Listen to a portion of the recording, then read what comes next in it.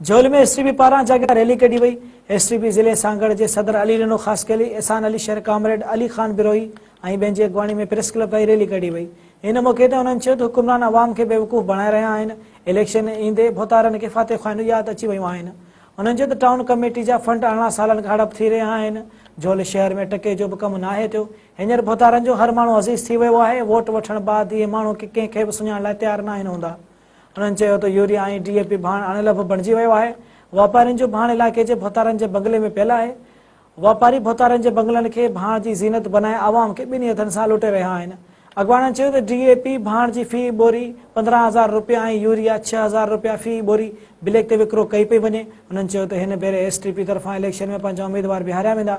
आवाम के सुजाग करण लाइ जागृता रैली कढी वई आहे। उन्होंने चयो त आवाम के सुजाग थियण घुर्जे। भोतारन अवां ई असांखे लुटे करोड़ रुपयनि जी करप्शन करे पंहिंजा बिब भरे छॾिया आहिनि। उन्होंने चयो त सुनहरी मौक़ो आहे। अचो त घर जी वोट ज़रिए हिननि खे शिकस्त ॾेई पंहिंजा हक़ वठूं।